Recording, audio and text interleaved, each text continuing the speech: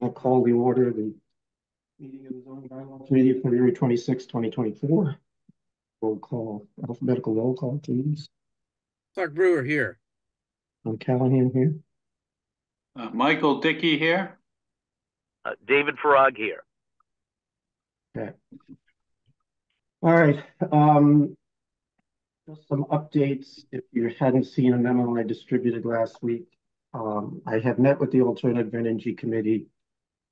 They want to just study changes to Articles 19 and 20 further, so we agreed to put that off to the fall.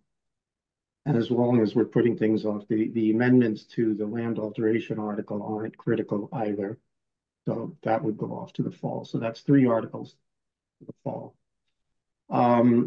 I think I mentioned in that memo about parking. I have not recently looked at the judge's diagnostic about the parking article, but I know some select board members were hot to trot on it, but I have yet to hear one proposal for any change to our parking regulations. I know Cassie's studying some things for us, but so I don't know where people want to go with that. So as far as tonight goes, as you saw my memo earlier this morning, I want to get some votes to move some of these things along so we can focus Excuse me, on Tom. Just quickly about the parking. Our parking standards are pretty archaic and primitive. They may not have changed since the 60s, but there's a few things that stand out. The overall parking width would make a big difference instead of the I think it's 9-foot minimum. A little bit more width is always good. Mhm. A lot of towns have and are starting to worry about charging stations and compact car spots, especially in structured parking and buildings, Yeah. that make up base buildings. One thing that always seemed missing is the drive aisle for one-way travel. Doesn't get any smaller. Um, so it seems like diagonal parking with one-way travel, we could have some flexibility but we're not talking about this for Yeah. All right. this Well, this again, town meeting. if there's ideas the select board wants us to bring something forward on parking, but they're not clear about what they want. So I'll have to get some clarification from them. But if there's some ideas out there, I just haven't heard them. Well, So I mean, developers and land use professionals need options, and ours yeah, don't got them. I also think there's some effort behind the concern to make village parking require more parking in the village to make development less possible, which is kind of the defeating the whole intent of the village bylaw. Uh, Well, that but might be that's a that might be an approach. There isn't much expansion space in the village as it is. no. And All there's right. really only a couple of sort of big projects that have potential. Yeah, I'm, I'm making some notes. I'm still in my minutes program. Uh, all right, so for tonight, to get some things out of the way. Hey, Tom, when you talk to the side, it's hard to hear you. I know, I'm sorry. I'm just, let me share my screen. Where is it? All right, housing choice. So town council, one of their associates has gone through this and some changes have been made, as you can see. And then there were some comments to her comments that I've given her, and unfortunately, she has not gotten back to me today. But Cassandra informs me that the next step is that the state is allowing towns to submit these for some free screening before we go to town meeting. So we'll hear any issues that the state has with it before we go to town meeting rather than after. That's actually really helpful. It is very helpful. So um, having not heard from council, I don't think there's anything earth shattering there. It's just explaining some things that she had talked about that are off in the margins. The one thing that concerned me is that she mentioned on accessory uses that if we include that, it might require a two-thirds vote at town meeting when this particular article under the state legislation is supposed to go by a majority vote.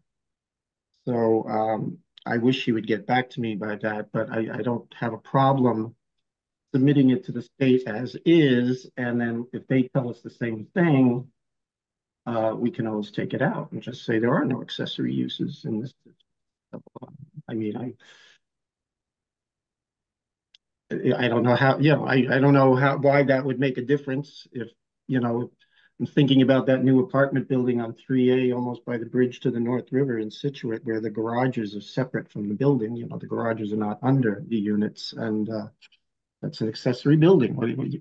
I don't see why that would make a huge difference. It would seem to me it would be a necessity to the project. But anyway, what I'd like to do then is to vote that we're okay with this text so far and send it off to the state and see what feedback we get. Sounds good. All right. Sounds good.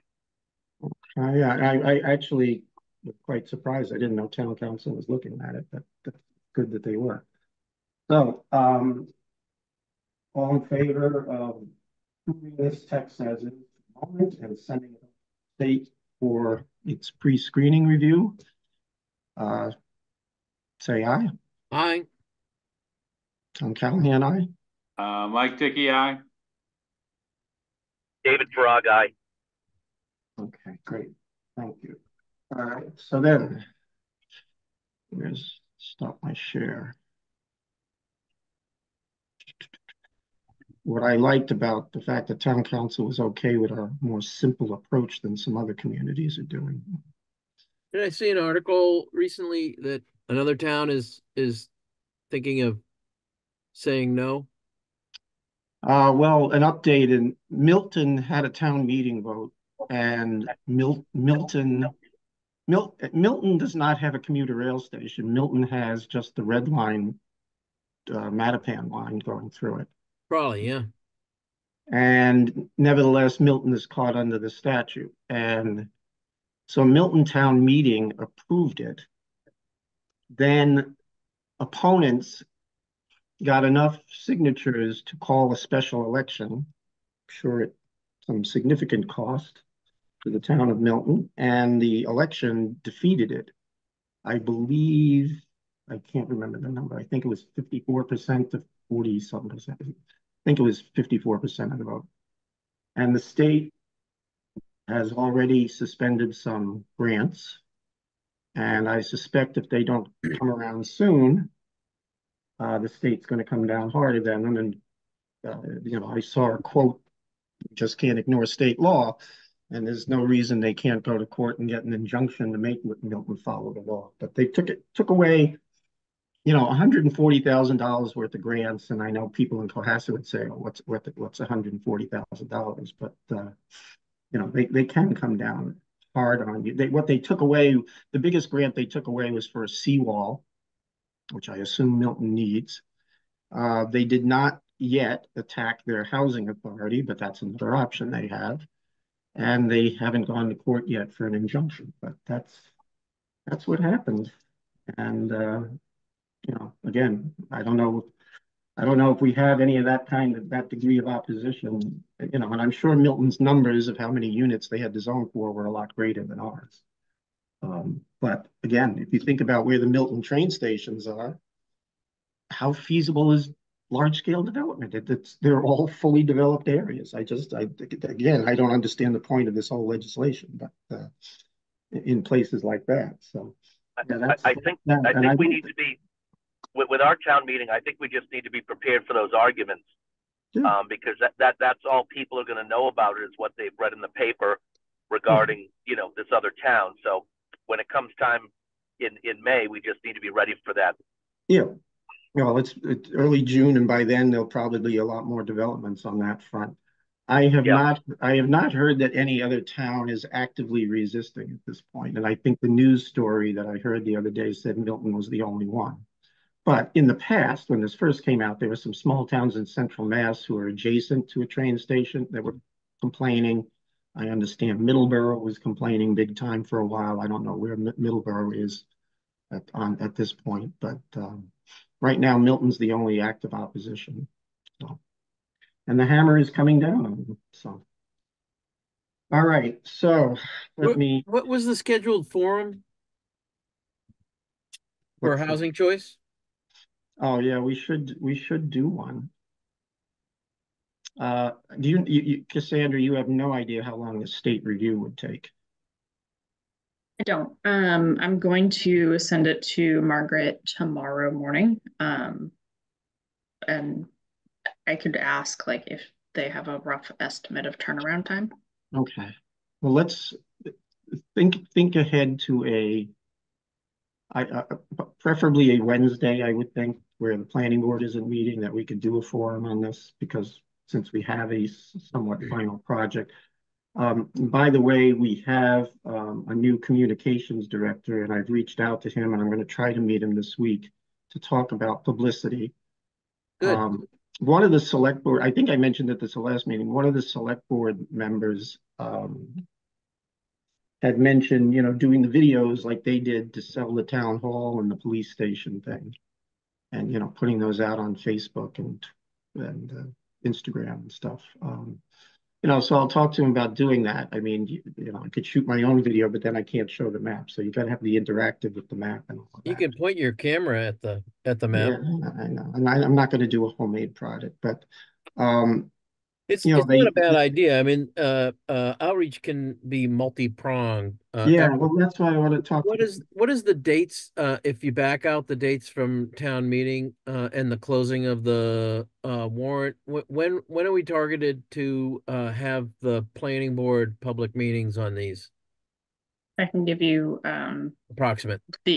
I can give you the exact date. The exact date. Yes, good. April 3rd. April 3rd. All right, that's coming up pretty soon.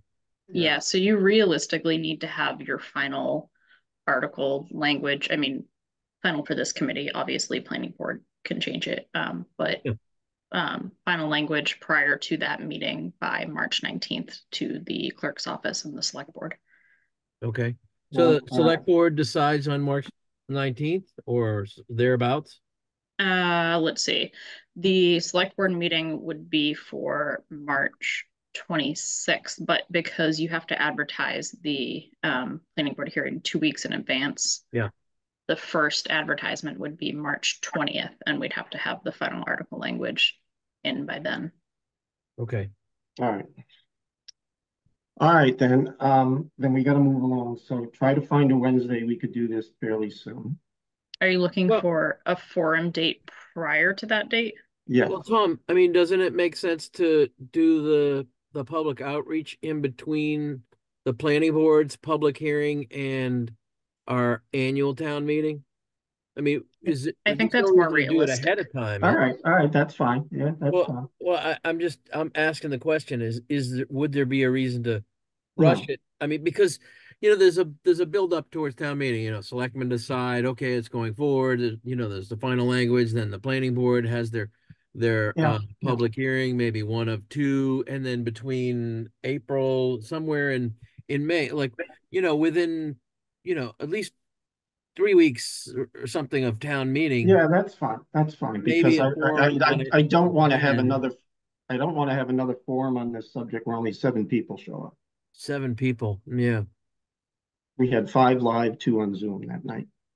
That's how much interest there was. So I think I think once word gets out and people have a little bit of time to digest the language as well, that would be better, because if you're looking to do it prior to the planning board first hearing, you're really looking at like March 13th or March 27th, which are very soon.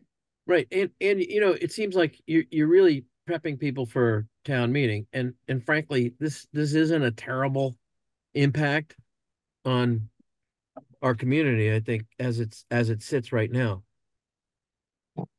And I think, a forum ahead of town meeting, hopefully you get more people and a little bit of interest. I mean, in that forum we'll have lots of topics to discuss as well. So are you looking to have a separate forum for the other articles, or are you looking to combine it? I think to the extent that we do any changes to Article 5, we'll probably want to do forums on those, but I don't think. What about I think combining it would be fine. That way, if anybody has something specific, Yeah, that'll generate um, probably. Yeah, and it will I mean, generate the biggest. it would be too late to change them, but to the extent that they've been vetted, everybody understands it. If they have any questions, this is what it's gonna be. If this seems like a fatal flaw that comes out of the forum, I don't see it being housing choice. It might be one of the other ones, but Yeah. there's nothing we can do about it at that point, right? Yep. Right. It's more All of a right. So you public could, I mean, you education. could just indefinitely postpone if, somebody brings up a zinger, right? Yep. Yeah, Okay. we will have the cushion of fall town meeting before our deadline for compliance on this. Yeah, And I still think housing choice isn't going to be a problem once people really see it. yeah, I don't think so either at the end of the day. And Um, and it's not bad to and get the zingers ahead of time instead of on the yep. floor town meeting. It slows things down. So with that, Cassandra, see if the state can keep to that time schedule. Okay. We're hearing back from them by early March. Like in the next 2 weeks. Okay. It's a sh I it's a don't sh I don't it's know a about the well, two I weeks, know, but I will see what they can do. It is obviously like an informal review. I But so, understand. maybe that'll move things along faster rather it being a formal review. But at the very least, I will look to schedule a forum date for sometime in April or May. Yeah. Okay. And as far as our meeting schedule, what are we looking at in March?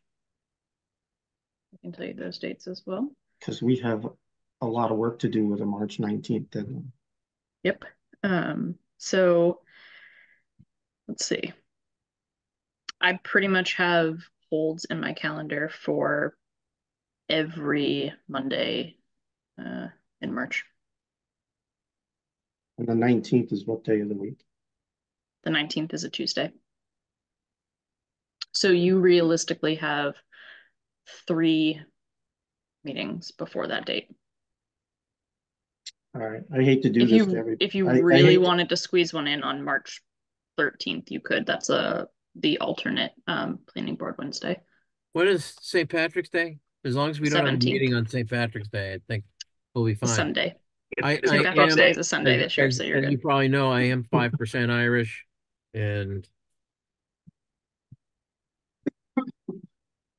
Yeah, I wasn't gonna schedule a that's meeting on according to St. my Patrick's Day. ancestry.com all right. Well, national profile. Cassandra, I'll talk to you about the scheduling because I think we should be prepared for 3 meetings before the 19th. We can space them out, maybe the Wednesday and 2 of the Mondays. Okay, we can do All that. right. This next one, this was the development impact, and this is the determinized version of it.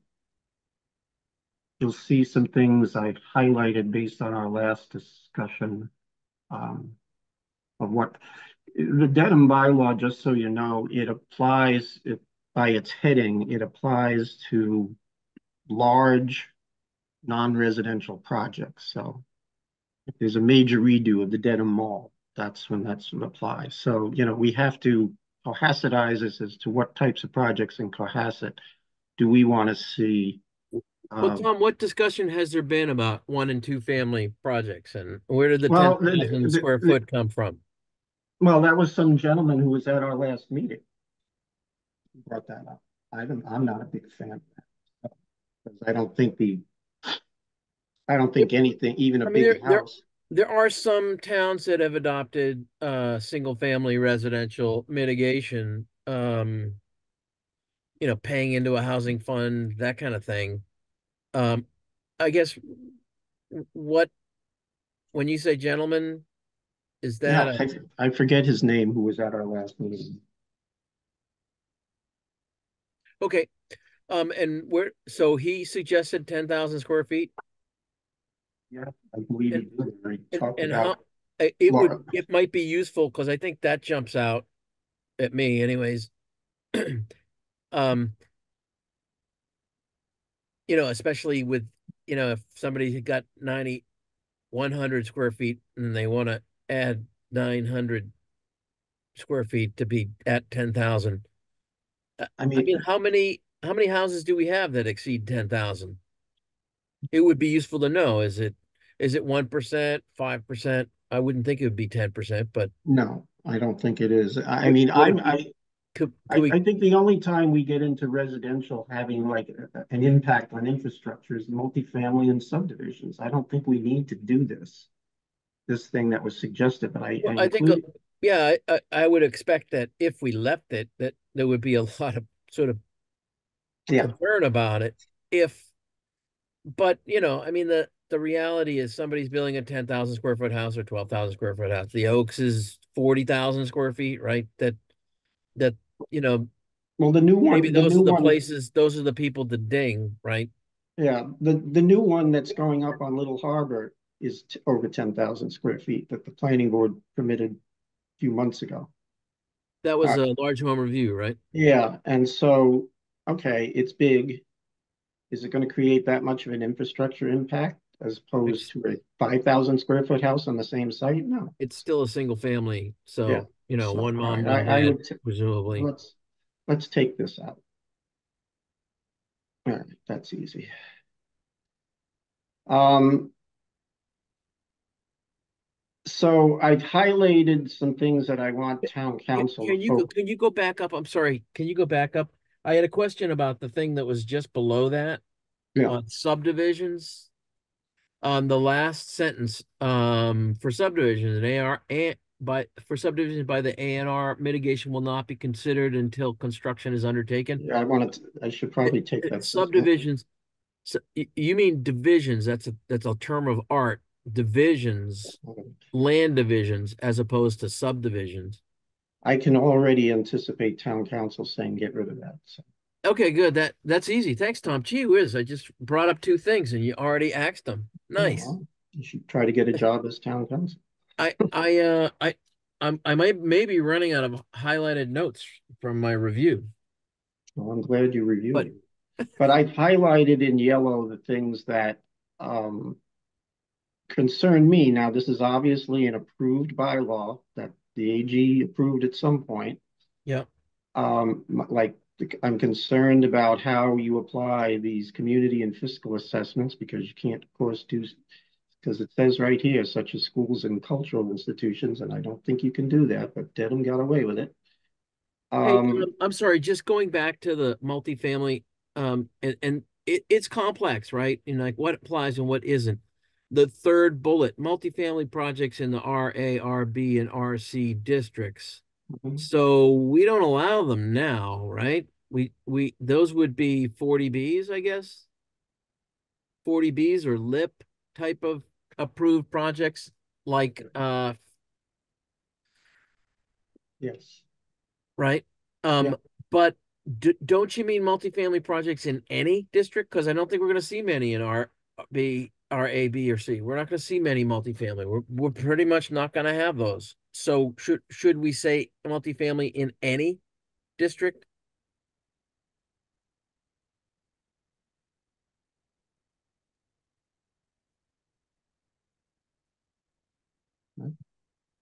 And the other stuff, the watershed protection, I kind of glossed over all that.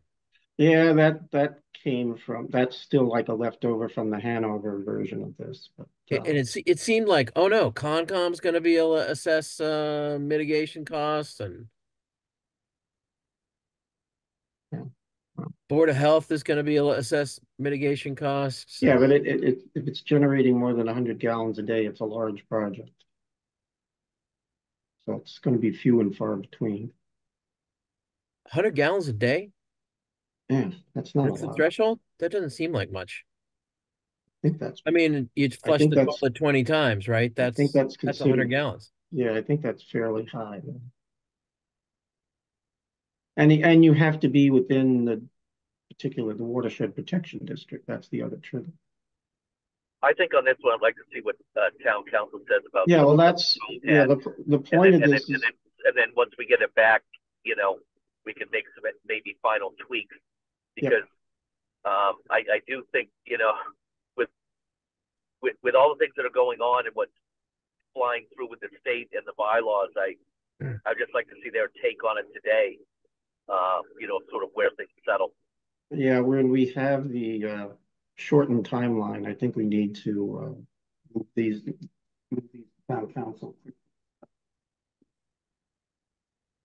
All right, so that's really the bottom line of this is are we good to send this to town council?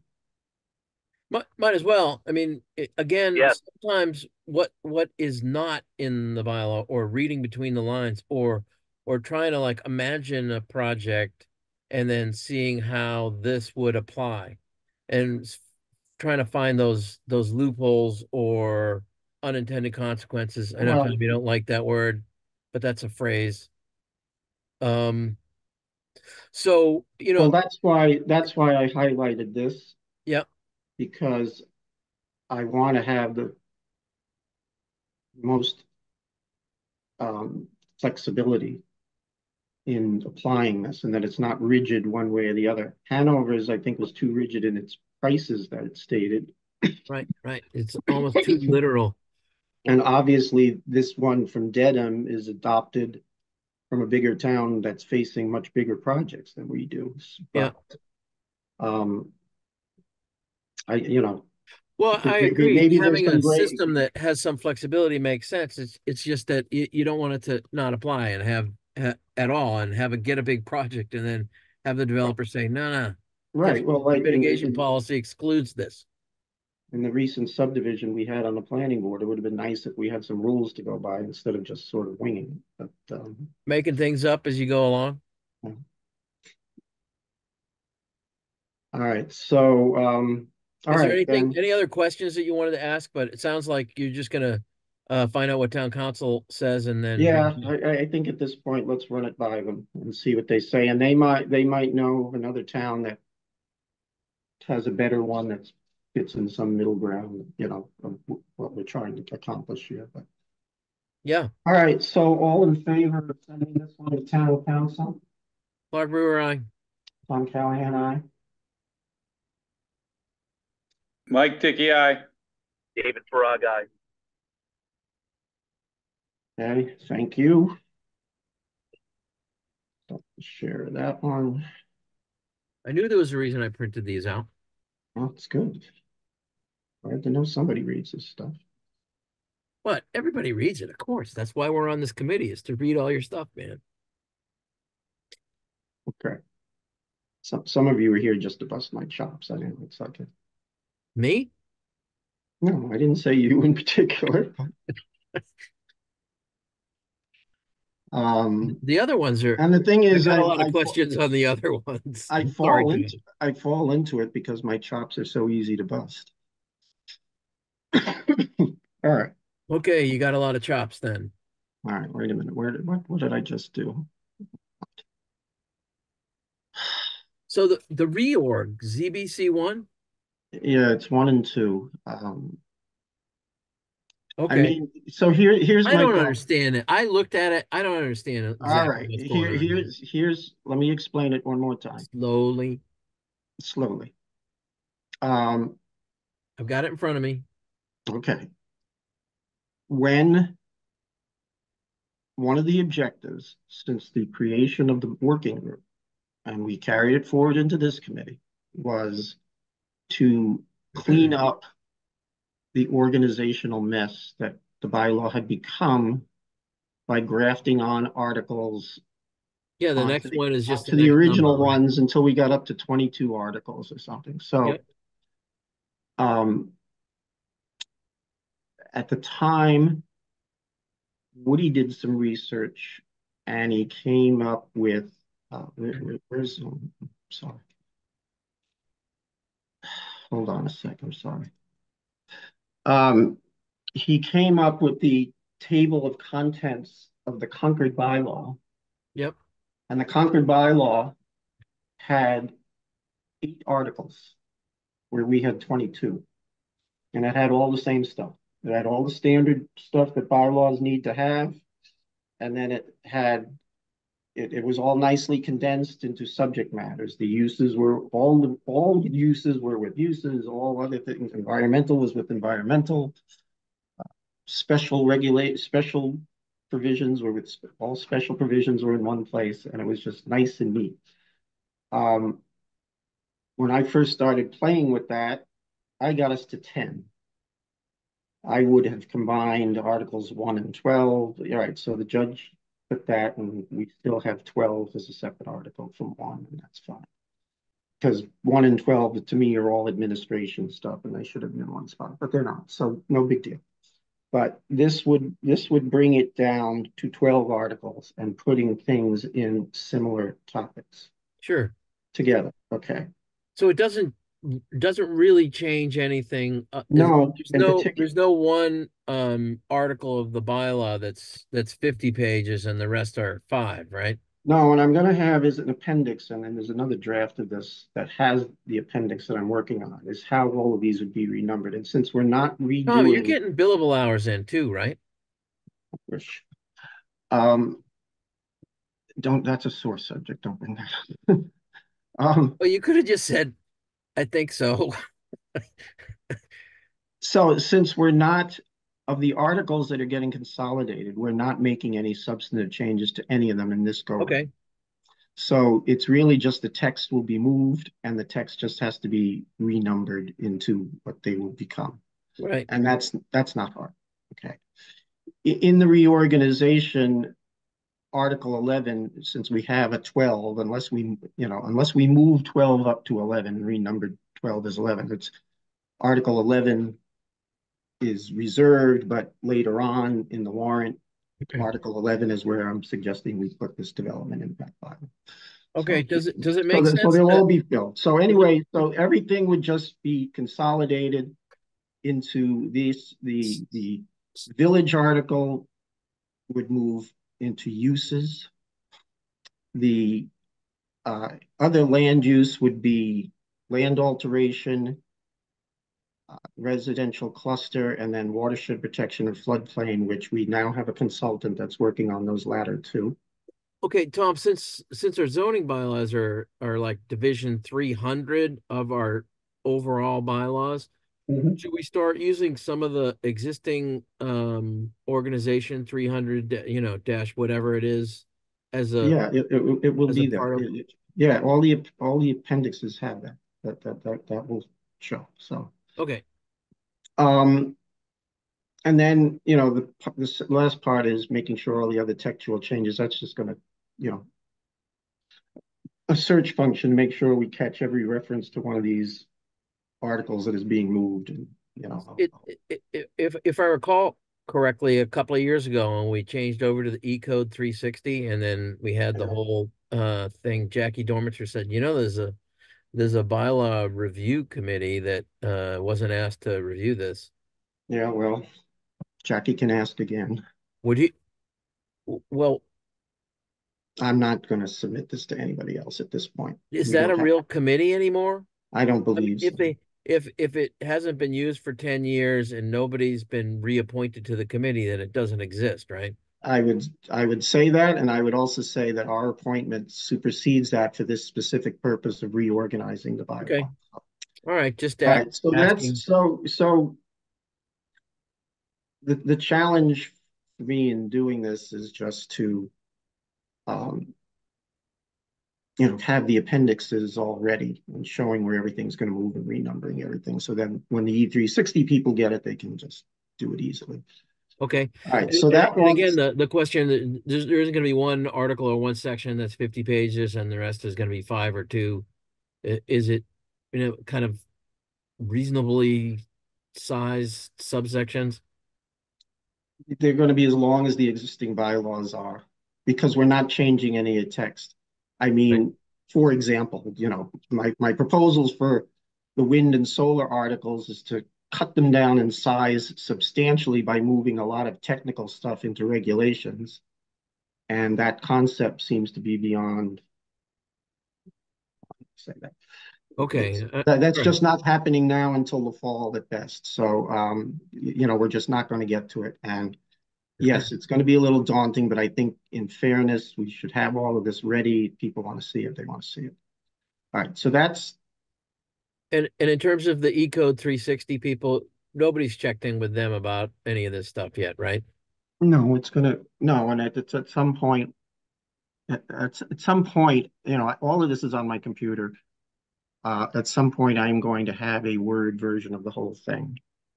That it won't be official, but no, we're going to have to get the E360 people on board. They caught up with what were they, the spring 23 articles fairly quickly. I don't know, the fall 23 ones haven't been approved yet, so I don't imagine they've done any work. So yeah, this is going to be daunting, but they're just going to have to go with it, and they'll earn their paycheck, I guess. Um. Anyway, I I don't think have this any other questions about this one. I think this one is easy to explain to people too. Sure.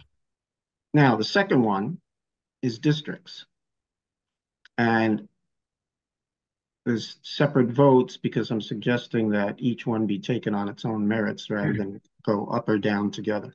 Yep. And the intent here is I mean, it's been a long-standing thing since the working group is that the harbor has got so many districts, and it should be consolidated. 3A, we have districts we've created, but we don't use really. Um, the one project, the transportation-oriented one, was basically written by the developer for the developer. Um, and then we still have these lingering areas of downtown business. So I'm suggesting that we do some district cleanup. Yeah, I mean, Tom, on the 3A commercial, I'm not necessarily I have nothing against it, but I don't quite Well, it's what we know used to have. exactly how or what's being proposed. Is it It's um basically going is back it to what based we is it's it going based back on to the what we once had. existing 3A zoning, which has, like 100-foot setback from No, no. residential? So no. So um Are you gonna redraft a whole new 3A-C or 3A commercial? the the the appendixes will show what the changes are to the chart on Article 4 for the uses. Um, For and the uses, and then there's yeah, setback and issues so and so here's buffers and yeah, so here's the 3A when I came to town was simply highway business, period. yes. And over the years, we created technology business to stop the landfill. We Yep. created transportation oriented for a thing. We created light industry to stop the landfill expansion. Um, Well, I don't think I think it was just the technology, not the light industry was always there at the harbor, and we changed the rail line to open space yeah, relatively recently. But but I maybe that's what happened. But the fact but is, they don't in order to exist. say, oh, this is a good idea, I kind of want to see what the districts are on a map and Yeah. what All the right. Well. language is that goes with it. And All right. So. in general, we do want to encourage increases in commercial development to increase the tax base All right. where we can. All right. Well, the proposal for both 3A and for the harbors is the harbors, a similar theory is consolidate all these districts. And the 3A district would be the same uses and dimensions as the highway business district is today. So it wouldn't change. But there are some different ones, like the marijuana thing we put in technology business because there was really no place else to put it. We didn't want it necessarily sort of out there on Right. 3A. Yeah, I don't have my appendix readily. Well, I guess I would say I'd like this would be a good thing to like sit down with a zoning map and one other thing that's related to highway business. Does it make sense to expand any of the highway business districts based on the current uses in the middle of 3A or? And then what? Make the residences non-conforming? I don't I don't know. I don't think we need to do that. Well, there's that big stretch in the middle of 3A that Yeah. has had used to have that nursery and the two car places and not a lot of residences on 3A. Oh, Anyway, to make so this I as think it would simple make sense to look at a zoning map and then look at the language that you've got that's in to those make this as existing simple as districts and what would be a proposed consolidated district and see how those work because it's a little complicated. to make it simple as possible. I wasn't changing anything else on the ground other than the name. Yeah, but Um, each zoning district has different allowed uses, and in order to get a handle and make a recommendation, I think as a all right, committee it would make sense to look to all sit right. down and look at it. I'll look at it, but I don't know that the Article 4 uses for anything else on 3A are much different. Nor are they in the harbor either. But Well, I know technology is different, but and definitely there's some different ones on the harbor. all right.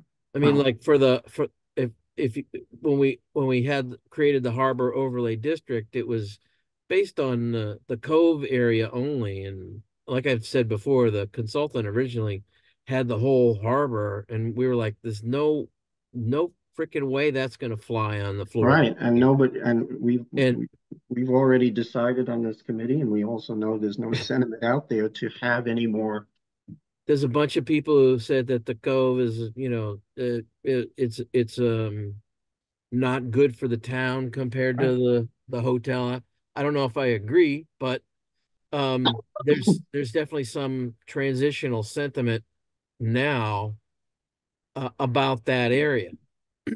So I would want to sit down with the zoning map and the zoning districts and the allowed uses in each of those districts and see what what would be allowed in this new harbor district all right. Well, in so order to, I mean, I don't know how else we could, I mean, I certainly, again, in the harbor, it would be the current regulations for waterfront business would be everywhere. And yeah, that might make sense. It might not. I just don't know where the holes are uh, I without don't think, looking at it. and the only other, this is the only district where I also propose adding two properties just so they're not non-conforming uses where they are now. We don't have to do that. We don't have to 99 do Howard Gleason and 88 Summer. That's the the Legion. yacht club and the Legion. Yeah. We don't have to do that. So, and then for the village, it's just a question of renaming it, and then again to eliminate downtown business, the last vestiges of just bring the village zoning to Beechwood and West Corner. And in Beechwood, we already have a mixed-use project that was permitted in the small area that was there. So, which is stalled, by the way. There hasn't been any construction there for months now. One question I would have about that, I'm not necessarily against having three village districts, although our current village business district is somehow special as opposed to the other two. But would we want to expand the other two in some way in terms of lots or areas? And No, with our village, would we want to have the transitional area that you talked about outside of the current village, allowing a little bit more densification or protect potential mixed uses outside of the village the answer to the boundary? first, to the answer to the first question, I would say no. I wouldn't want to expand the Beechwood and West Corner business areas. Why not? Where who's going to build it? The residences are right there. You know, you'd be tearing down houses. Well, that's the way it was in our main village. There were houses and then Yeah, they but turned into little businesses and with residential I don't above think and that I don't think in this day and age, Beechwood and West Corner are going to get bigger commercially than they are now. Beechwood has zero commercial at the moment. It will if this project gets built, but Right. and But hasn't but had commercial for decades. the densification that's allowed under the current village business bylaw, 10 foot from the property line, that kind of thing. And who knows, future changes in height Uh, using your FAR of 1.3. Um, it, Can look at it, but it, I it don't think it's going to make much of a difference from downtown business zoning. So, well, I mean, I'm wondering if it's an opportunity for those areas to create, like we did in the village. You create a couple of little businesses that are supported by a tight-knit neighborhood and maybe some multifamily. It kind of does the same thing, although we've been working on the village to densify that for 15 years, and that was the real goal, to make a vibrant village.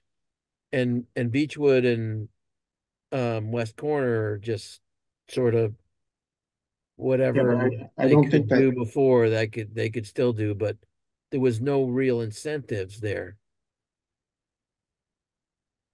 Yeah, nor do I think is there any impetus to make them quote unquote vibrant like we wanted to do with the village downtown. This is just simply to get rid of downtown business as some vestige of an old bylaw. That Yeah, it's I not. mean, I think it could be like neighborhood, it could be a neighborhood business. And that might be a All little right, well, different. all right, we'll look at this a little further next time. I don't have the materials here to show you. At the intersections of the major streets like South Main and Summer Street, there's sort of like a bunch of businesses there on the corner of Forest and North Main.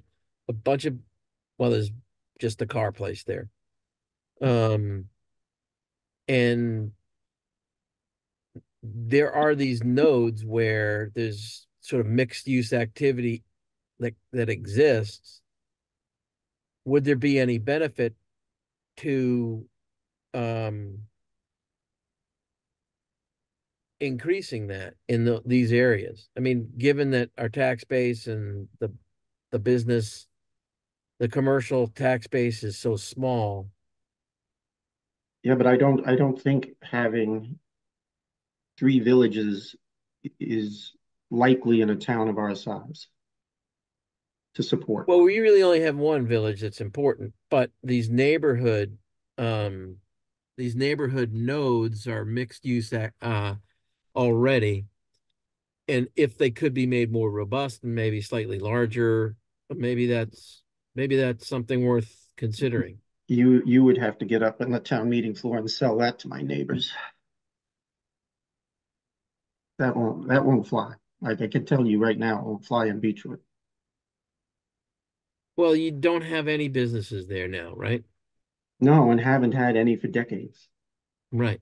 And Lily's attempt to bring it back is now on hold for whatever reason. So, and I don't know what Well, that's who knows? It might have something to do with interest rates, or yeah, it could. it's some president or a former president's fault. Who knows?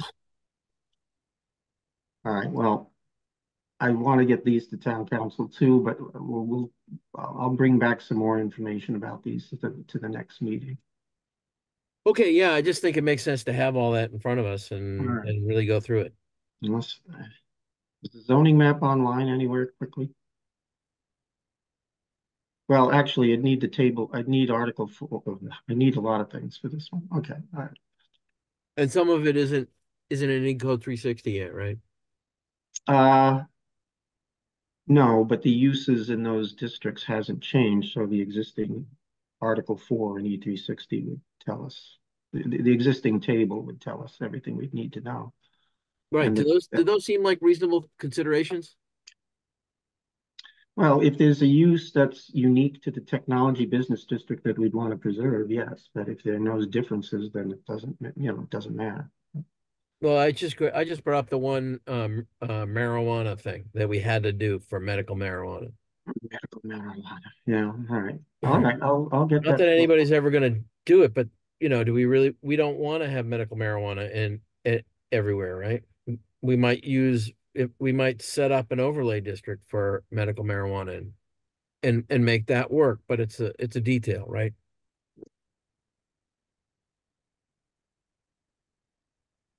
All right, we'll get through all of that quicker than I thought. So let me open up something else.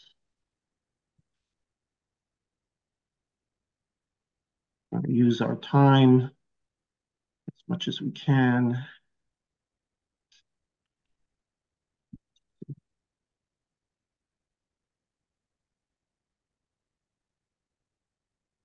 So many versions of these things flying around. I got to be careful.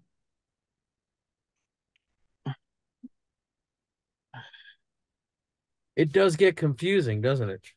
Well, I'm trying to, I have one version that has all of the articles, and now three of them have been eliminated. And we are going to have to amend the parking article, by the way, to at least include the parking requirements for housing choice. So we are going to do we are going to do a warrant article on Article 7. So we got to at least put housing choice in there. And by the way, on that, I had spoken to the Hingham Town planner. They're going 1.5 spaces per unit. And Util, when they originally did our model, was 1 space per unit, but then they changed it. When they did 1.5, it didn't change the model, and so the boundaries of the district remain the same. Everything that we wanted dimensionally did not change their model. So it's the same 55 acres, whatever it is, most of 12 of which are wetlands, or 10 of which are It's wetlands. it seems like you could have that as a standard, and if a development is large enough, they could have zip cars or something. Do people still use zip cars? I mean, if a development has shared vehicle use as a part of their development, you could almost justify less parking. Yeah. All right. So as long as we have a little time, I'll just keep you for a little longer to discuss the Article 5 changes. So I did some rewording based on our last meeting, what the buffer zone is and what the setback is, that they're two different concepts. So I hope this now makes it clearer that the zone is 25 feet and the setback within that 25 feet is 15 feet instead of 10. And then the height of the structure within that 25 feet is 28 feet instead of 35, and accessory is 10 instead of 15. I hope that is somewhat clearer in bringing up this concept. And I don't know, again, if anybody's prepared to send any one of these to town council now, I don't have a problem doing that. The other was what we talked about with frontage changes, and then I think Clark, was you who brought up lot width. So I believe the lot width for RA at the moment is 75 feet. It might be 100. Again, I don't have that quick. Let me see if I can find it.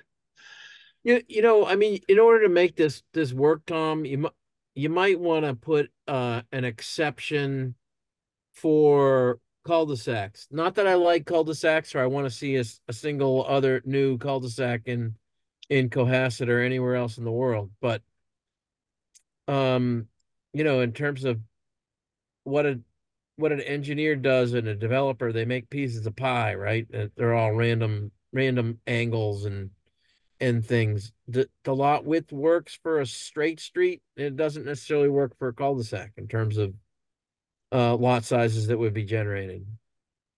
Um, Hold on a I second. mean, I think having the lot frontage as it is allows some flexibility that goes In, away. in RA, Is more limited than it is now. And what would be the overall reason for that other than it changed in 1969? all right, just so you know, in RA, the frontage and width is 50 and 100. In RB, it's 50 and 125, and in RC, it's 50 and 150. So this is, What all this does is make less lots to be able to be created in within the Cohasset borders. yes, That's all it does. You yeah. don't have an impact study or analysis on what this would do to a regular old-fashioned subdivision, right? It's just you're just tweaking the numbers based Well, on we could, being more you know, restrictive. we could, we could take Black Horse Lane as the most recent example and superimpose these onto that property and see how many lots it would have created. It might not have made any difference for all Might I know. not. But in the current bylaw, the width is the width is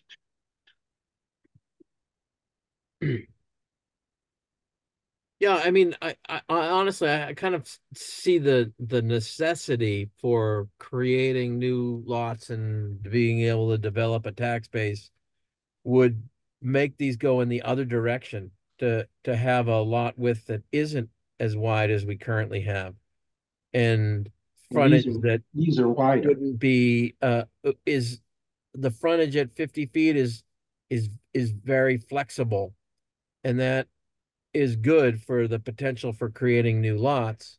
If you really just want to try and limit as many new lots that could be created under subdivision control law or A&R process, this does Well, that. But I know there's a balance between trying to eliminate new development and suffer the tax consequences of limited or no growth. well, So I'll say a couple things about that. The 50-foot frontage is fairly unique, if not absolutely unique. I don't know all 351 city and towns bylaws, but it's an outlier. And what it has done is, I'm only speculating on what happened in the late '60s. My cul-de-sac was probably permitted. Riverview Drive across the street was permitted. the Fair day after Oaks, that passed for 50-foot frontage, right? yeah, but when they had when you had wider when you had wider frontages, you had to create a road. So you had to create a subdivision road.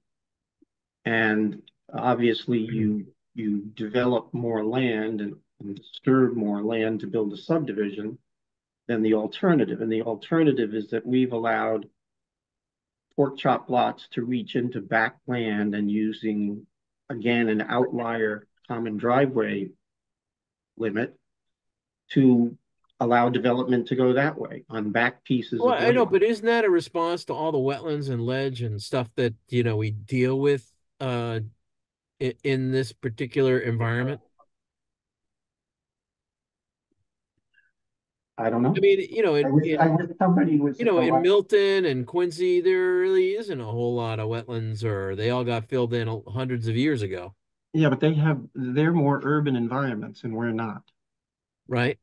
50-foot frontage other than in a town's village center is, Yeah, but fifty essentially feet with unheard of 100, in 50 feet of Massachusetts. frontage in residency with 150-foot lot, or lot width, it really, the two are tied together.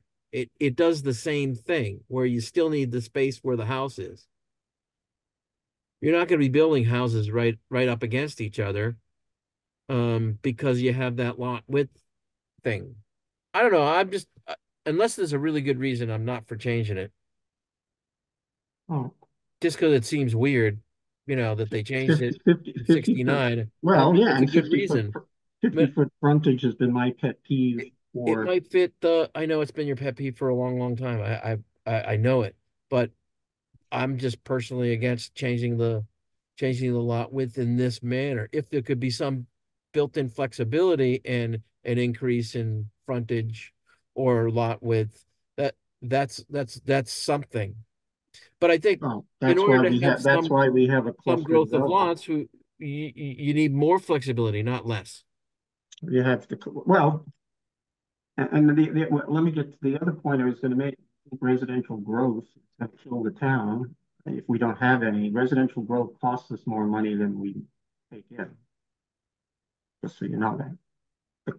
Well, And I, that was I there was don't, there was data. I wouldn't, I haven't seen the documentation that proves that, but I'll just accept that that's what you think. Well, there was. I'm sure it'll still hold true, particularly since the numbers have gotten out of whack even more. When I was at a MMA meeting, when I was a select person, whatever they're called now, and this had to be 20 plus years ago now. There was a seminar that told us that for every dollar of residential tax money you bring in, you spend $1.25 on services because what they most generate is school children, and the what's the cost per pupil now in Cohasset? At the time it was like $6,000 or $7,000. Now I think it's 14 or 15. All right, so if you have two kids, that's $30,000 in taxes you have to raise just to educate those two kids. Now, it works in the end of the day because not everybody has kids and they're still paying taxes. But It's entirely possible that the population is a little older and has less kids. If you use the yeah, no, example that's the only way. That's of the only way it works out. But on an if you use the individual, example of Avalon, at the time we were reviewing studies that said two bedroom were neutral. Two bedroom units were neutral in terms of tax burden over tax income. But with increased taxes that we've experienced based on valuations, that might lean one way or the other, without any statistics that support well, reducing the zoning to make it more prohibitive to build lots or create lots that are buildable. I just want it to be based on real all right, analysis, not just your pet peeve. we can check with MMA if that stuff's still there. But the point is that you need $30,000 in tax revenue to educate two kids in the school system, just the school system. Then you got to provide Right, police, but fire. that's not continuous. For like 25 years, I was paying taxes if I those for understand that, 18 but kids in school. the valuation of a property to generate that kind of tax bill is well over $2 million, and not every house in this town is valued at over $2 million. Well, I mean, yeah, I don't you think. could take the average house cost and the tax bill of that and see where you're at. But I just think if you wanna make, I mean, Jack's not here, but Jack's probably told each of you, and he's told me about 5 times that people that he knows want there to be less development in Cohasset. Yeah, And that's what this does. And I disagree because I have to deal with geometry all the time for projects, and my engineers and civil engineers have to deal with geometry. It makes it and they're overlapping geometry with wetlands protection issues and ledge, and making the most out of a site, and all this does is make it more difficult to create new lots. correct. And In that would keeping make, and I know Jack's not here, but that I think would make Jack happy. It in doesn't and make that's me happy if I'm it's in the in business of trying to make the best of I can out of a trapezoid but or a noodle. that would be in keeping with a widely held sentiment in the community. Yeah, Jack says that widely held sentiment thing too, which is, I mean, if if you've got some documentation that says I'm nine reading out what of 10 people believe Cohasset shouldn't be developed anymore, then this is great. This fits the 9 out of 10 bill. I mean, if you want to sell that on the floor of town well, meeting, that's that's why fine. this will be a forum topic as well, because we'll need to solicit that feedback.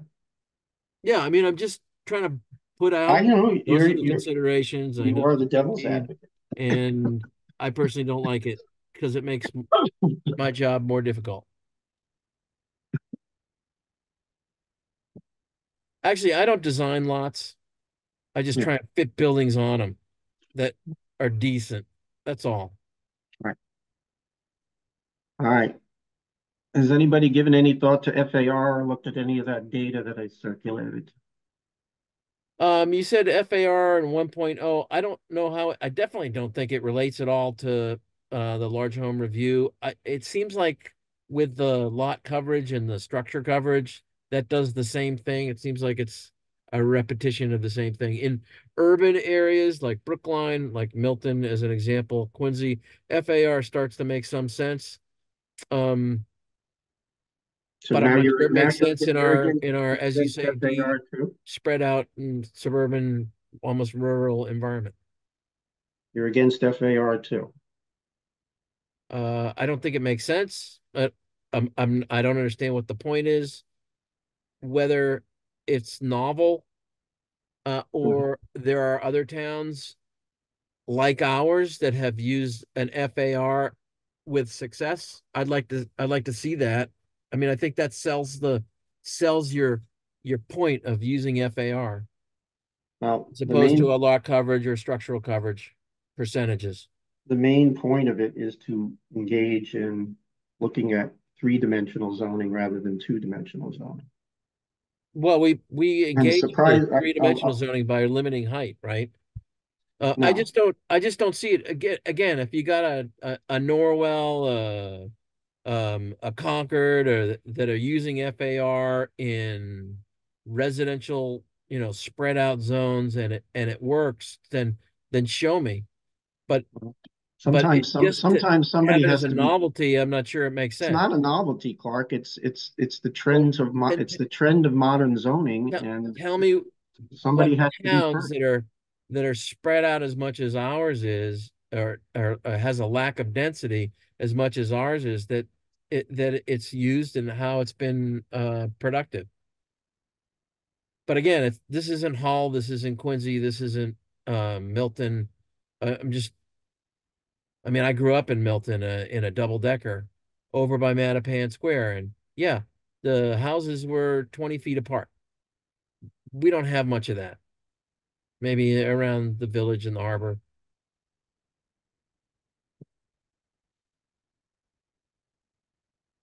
But Well, yeah, I mean, sell it, Tom. If there's some town that's using FAR that's similar to ours, I that don't, I don't, I dump can, it, pull them I can out. look, Let's take a look. I can look, but I don't think we necessarily need to shy away from if we happen to be first, which I don't think we are, but if we happen to be first, there's nothing wrong with being first either. Okay. Somebody Well, has to be first. well then, I And mean, the it just seems like community, it's a the community, novelty if you can model it, use some real world examples on how FAR wouldn't have a factor, wouldn't affect what could be done on a particular single family residential lot. I'd like to see that. You can model it. But again, again, what is the compelling reason to have well, more restrictions because on people's property? the community is telling us every time we have a large home review that it's getting upset with the scale and bulk of houses that are going up right now. And they're not proportional to their lots. I'm not And sure. this isn't I've gonna, attended all the large home reviews, this and I is, haven't, other than what was it off of Jerusalem Road, the Windy Hill. I mean, that was a consequence of lots that were smaller than what zoning allowed, and big houses that went on them. On and and and they do look like they're kind of big, but again, I'd want to see the some reason why this is a good idea here. anybody else? I'd Anybody like to else want see, to weigh? I'd like to see it a little bit further about what the effect would be. But, Well, for that particular portion. hard to tell what the effect is until we pick what the FAR number is. And I think my own cursory review of it, it'll be a number something less than 1.0. Yeah. Yeah. That's Right. Well, you know, like, you guys all Something know, akin I hate to bring up Jack again, but he lives on that corner lot in between Pleasant Street and Cushing, right? It's about 7,000 square feet. And, he's got like a 2.5 story house. It's all the setbacks are observed, and he's got a house right in the middle of a lot. Now, if you have a lot that's a rectangle, frankly, that's that small that you'd kind of want to push the house to one side or the other so you create some open space, functional, useful backyard space or whatever it is. You can't do when the house is located right in the middle, smack dab in the middle of the lot. I don't, I don't think that's what this would dictate. I think it's just dictating a house that in scale is proportional to its lot size, wherever you put the house. But having a height restriction and lot coverage does sort of the same thing, right? It's not a height restriction. We don't have a height restriction. We're on the generous, 35 feet is on the generous side. Not really, Town. but Well, town height I don't want restrictions. to I don't want to Well, litigate that argument.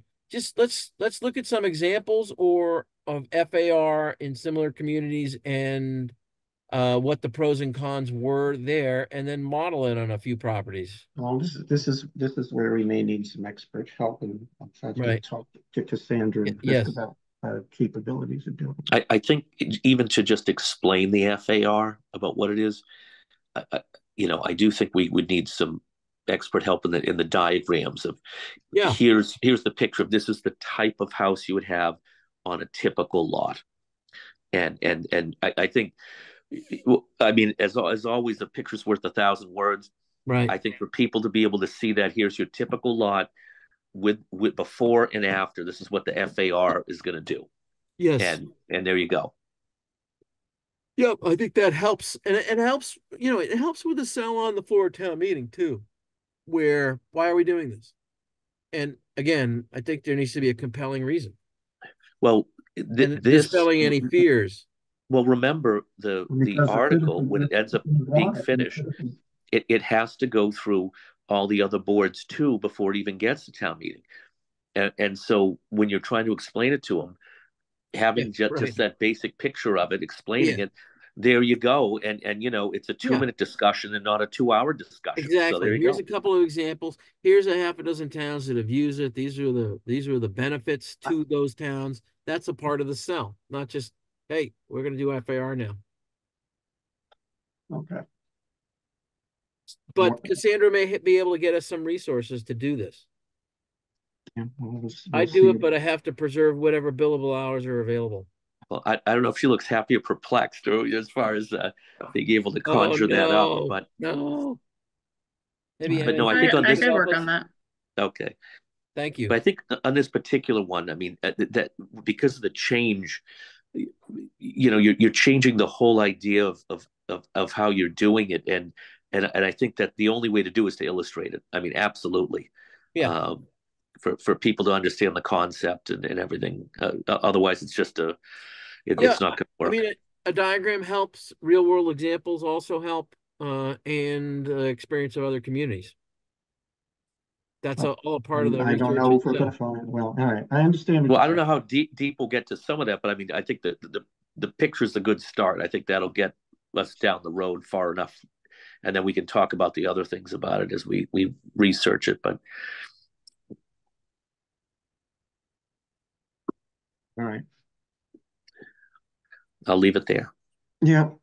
And we're not deciding anything here about Article 5 tonight, but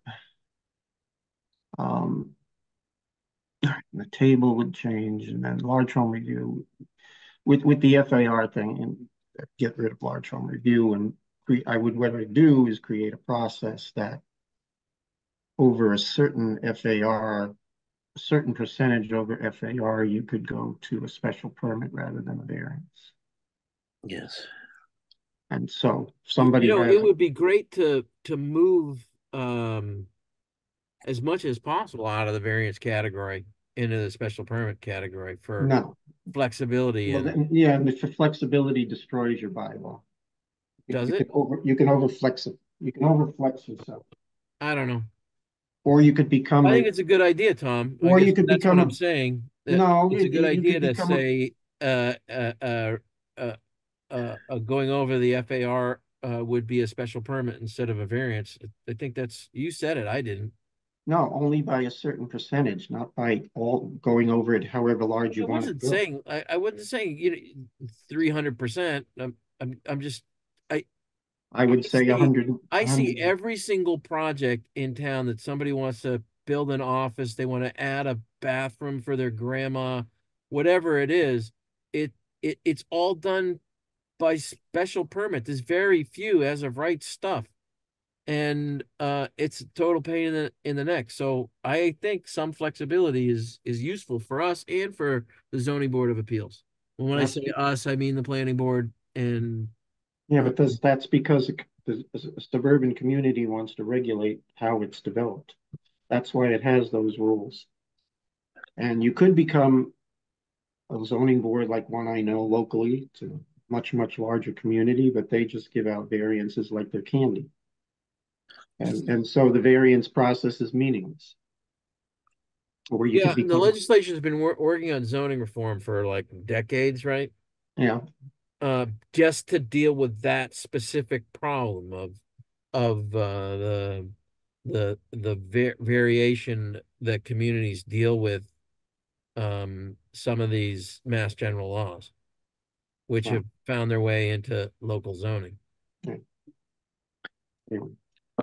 All right, I'll get you some more information about all of these. All right, so And I'll talk, did you send this particular thing? I don't remember seeing it. what, this, Yeah, Article 5? Uh, your draft of Article 5. I mean, I went yeah, it was part of the larger thing, but I'll have to redo it and cut it down now that I've eliminated 3 articles.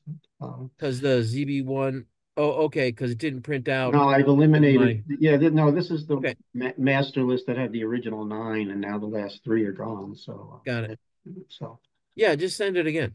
um, I'll talk to Cassandra about the schedule, but Okay. anticipate three meetings in early March. Um, Hopefully we'll get some feedback on the one we are sending to town council. At the next meeting, I want to send the reorganization ones, but I'll have to get the districts and I'll have to look at the tables for Article 4 and 5 to just see what differences there are with the districts that would be eliminated. I don't think they're that great, but I'll have to verify that. Okay. So I want to get those off the town council after our next meeting, and then we can continue to discuss about 5, but this is where the 5 is going to need, we're going to need some help, I think. But we'll figure that out. All right. Thanks, Tom. Try not to kill yourself doing this stuff.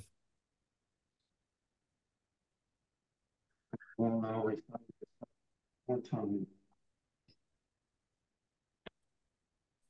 And I didn't plan to stay at home today, so I didn't bring files with me. I did a few things that I could get done without them, but so I had a lot of free time to look at this stuff. You know, and every now and then it's good. Believe me, this stuff is a break from what I normally do. So Oh, okay. Well, if it's like fun, then and I guess it is. compared to divorce and family law on a daily Yeah, basis, yeah, no doubt, no doubt. this is Like a hell of a you lot just more fun. tell me about what the problems are. Yeah, let me solve your problem. All right. Anyway, all So right. So is that it for us tonight? entertain a motion to adjourn, please. Make that motion. Second. Thank you. All in favor? Mark Brewer, aye. Tom Callahan, aye. Mike Dickey, aye. David Farag, aye. All right. Thank you all for Thanks, being here Tom. tonight. Thanks, Thanks so everyone. much. Thanks. Bye-bye. Appreciate